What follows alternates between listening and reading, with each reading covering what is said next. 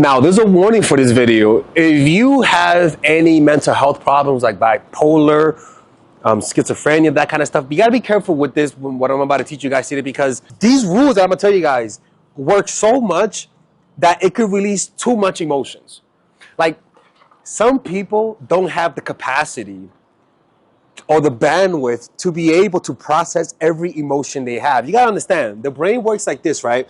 Imagine these are your unconscious emotions, and this is how the vessel, how they go through, and this is your conscious mind, right? Some people have so much emotions, and the pressure that those emotions come out are so intense that this, which is your sanity, your consciousness, could potentially break because it could almost overload. You get what I'm saying? So this strategy and these rules work so much that it could release too much too quickly. And that's my only problem with this. Be careful if you guys apply this, because this will teach you how to reduce your reaction time. But the problem is that to reduce those reaction times, those emotions that are unconscious, sometimes you guys might have so much, it might come out too fast that it might break your reality and you might have a psychotic episode. So this is just a warning. Be very careful, okay? But this is how this works, okay?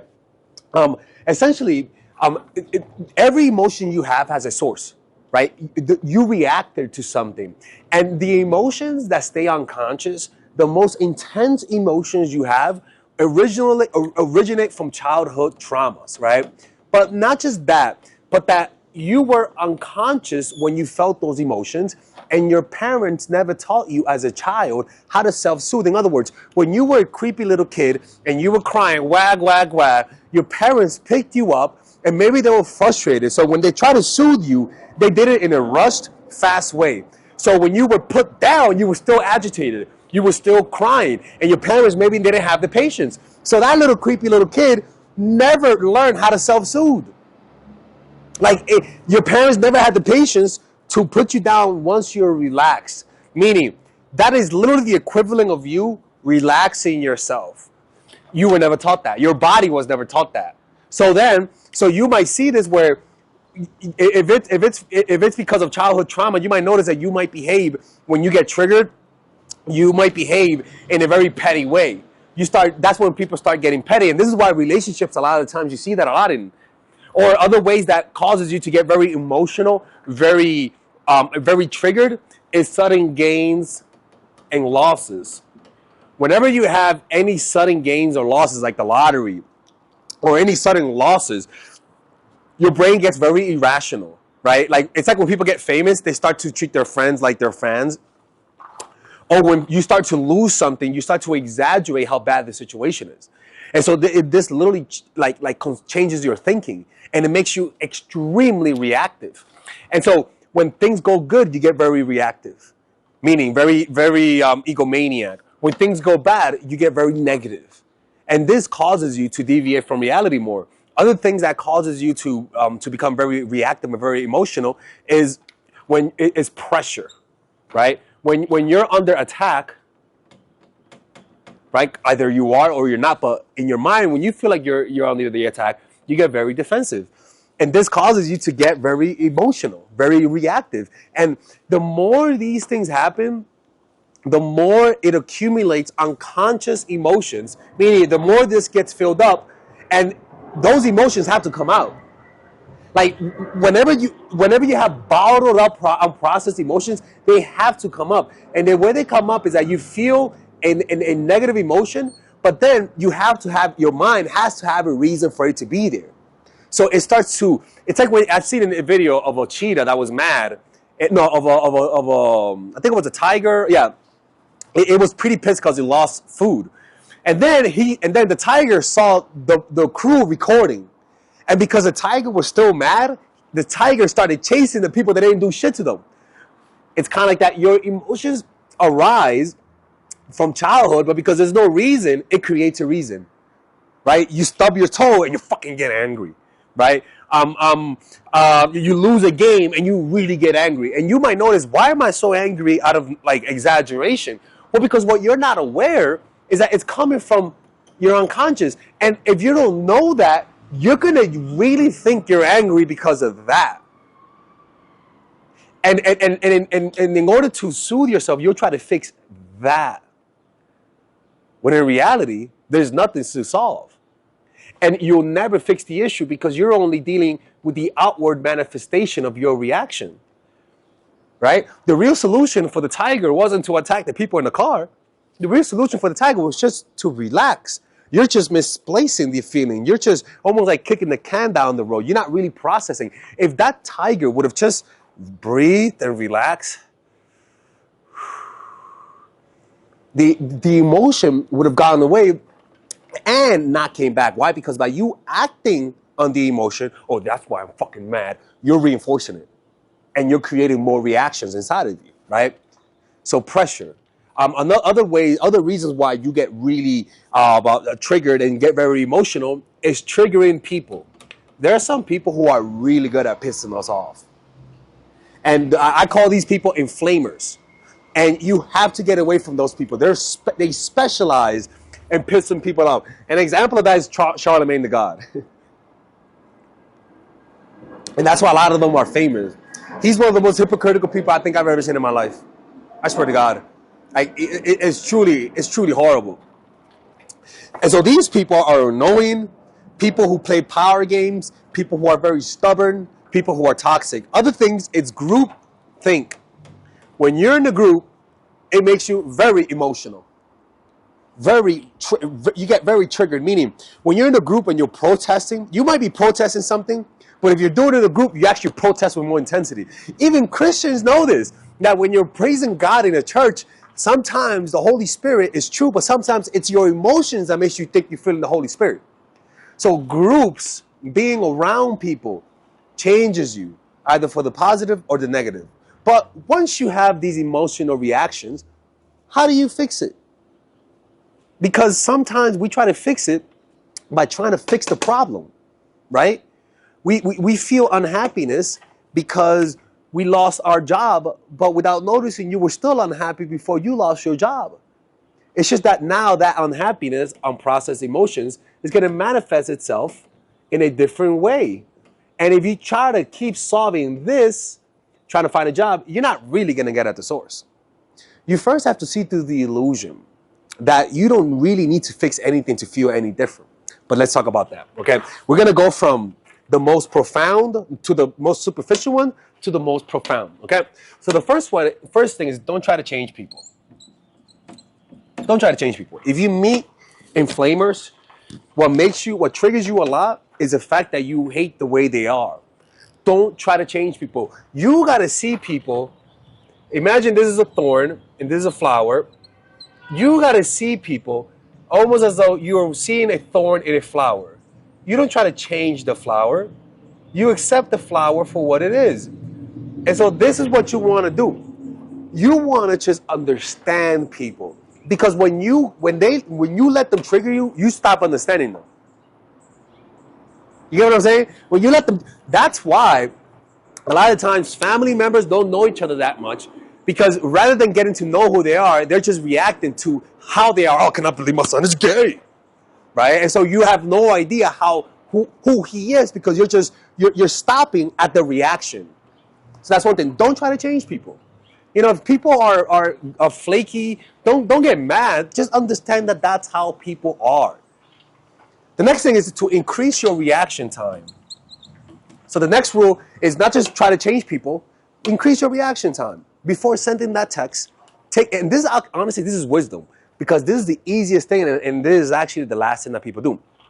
Just increase your reaction. So that means somebody gets you mad. I always notice that you always send the wrong text if you respond quickly.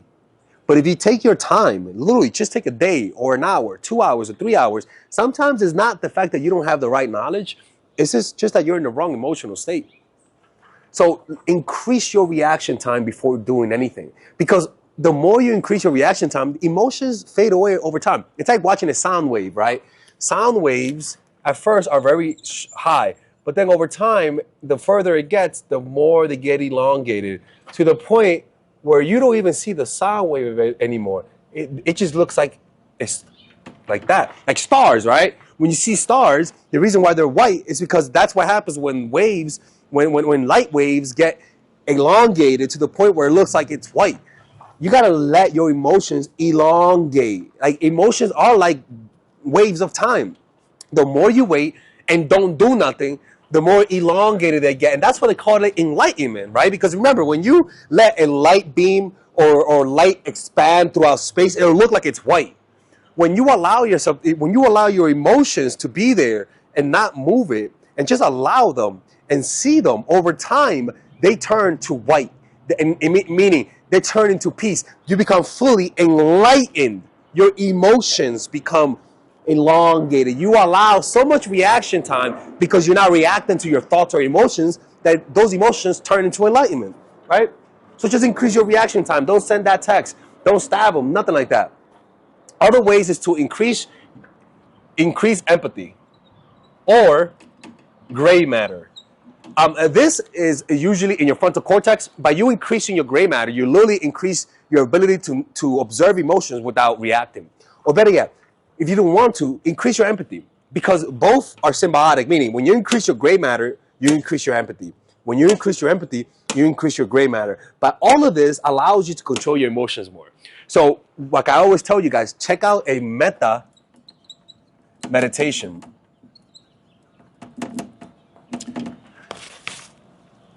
In fact, what I may do today on Patreon, I may upload a metta meditation video so that for anyone, if you're a Patreon member, just check out tonight by 9 p.m. I'm gonna upload a metta meditation video with the music too. I can't post it here because it's gonna have the Titanic music, because the Titanic music is perfect for the metta meditation. But it'll be like a 10-minute practice that you guys can do at home. That it literally makes you it literally, it's almost like it's a meditation that changes positive emotions for negative emotions for positive emotions. And you do that through empathy, not trying to feel better, not by trying to change the situation, but by literally increasing your empathy. It'll decrease your reaction time, it'll decrease the intensity of the reactions, and above all, it'll just make you happier. And last but not least, know yourself. What do I mean? Well, it's understanding the nature of your emotions. When you begin to just sit and do nothing, what will happen is that no emotion can stay at a peak forever, right? Reactions can't stay at a peak forever. Eventually, whatever emotional reaction you have, if you just sit, eventually it's going to go away. It's like anger, right? You can't stay angry forever, right? Emotions don't stay at the peak forever. What keeps emotions like cycling inside of your mind in an upward spiral is you feeling emotion and acting on it. People have to just learn to just sit, observe the sensations of the body until whatever reaction goes away, until it goes away. Now, what I mean by sitting and doing nothing is this, okay? It's very difficult to feel an emotion. And for example, like you miss your flight, and to just sit and do nothing and not think about the flight, right? It's really difficult. In fact, if you're not concentrating on something, your mind will go to your attention will go to the mind, and it'll fuel the mind by reacting to it. Meaning you're late for your flight, you think about it, and now you're like, "Fuck, I'm late. Oh my god, I'm gonna miss it. Oh my god, I'm gonna lose that money." Notice how it amplifies it. So you have to remove the the switch, and the switch is your attention to the mind, meaning you being distracted by your mind, because you focusing on the mind is literally a distraction. So you got to find a way to concentrate on something that doesn't produce thoughts, and that's what the body. That's why I recommend, when I talk about it in the video, because I didn't explain it, whenever you need space, just do a body scan from head to toe. And that body scan can just be like a general body scan of just the head, the hands, the forearms, like everything, head to toe. Right. And this takes like it's really difficult to think while you're trying to feel the body. Like it really is difficult. Like when you try to think about your problems while scanning your body, it requires so much attention to feel it that you actually don't think. right? For that moment until you stop scanning the body and then you go on to another part. That space between feeling it and moving on can create distraction, right? The mind slips in. So that means that you could just do a quick body scan or even like a finger scan where you go from this finger, you just scan it, you just feel it. And if you notice that the thoughts are too intense, try to feel it even more. And that's how you create that space as I talk about in the video. What this will teach you is wisdom. Allowing yourself to just observe the sensations of the body while feeling whatever emotion was agitating you. You will notice that eventually the emotion will go away. You completely forgot why you were feeling so angry, and you'll notice that you were actually concentrating on your breath. And that this teaches you, it's like, when I told you, like when you're a kid, your mom didn't pick you up and she didn't give you that comfort and put you down, right? Now you're actually giving your body that comfort, allowing the emotion to soothe itself, and then acting. And so what you're doing is that you're giving yourself what your parents never gave you, which is learning how to process unconscious emotions. Your parents should have picked you up, allowed you to cry, soothed you with a soothing voice, with a soothing caressing, with a soothing everything, right? Fucking soothing motherfucker. And then the baby calms down, and so you would have wired in emotions arise and pass away. Like you unconsciously learned that. This is teaching you this. So you just sit down and be your own parent. Just sit, observe emotion. Now you notice you're not angry anymore, and just relax until you're not angry, and then move. The problem is that when you feel whatever emotion, acting on it reinforces it. That's a problem. What you're doing here is that you're not moving until it reaches a certain level. And once the emotion reaches a certain level, then you act. And now you're not rewarding it anymore.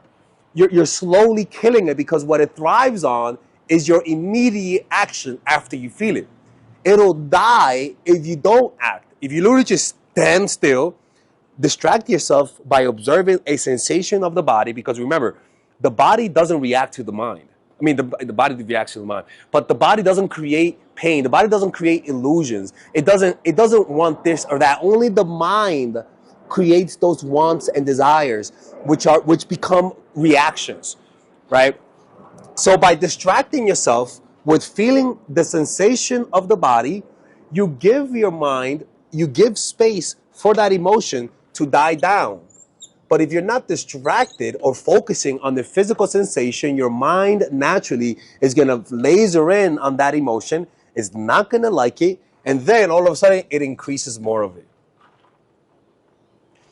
You don't want this. You want it to die down and then act. Once it dies down, then it acts. And this process can be done where you feel angry, something bad happens, just take a while, relax, don't do nothing, and just go like that. And then act as you're breathing, as you're aware of your breath. Just that little space over time increases more and more. What you're creating is transparency. You're bringing reality to your emotions. Your emotions will eventually go away, but your reaction to it is as though it'll never go away.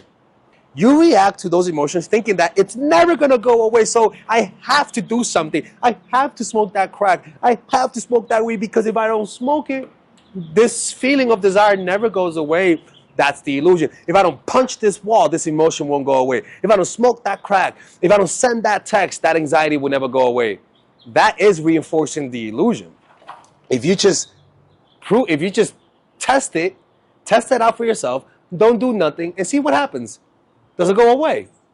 It will go away. But by you seeing it with your eyes, you develop that wisdom, or better yet, you start to trust this system. You start to trust it.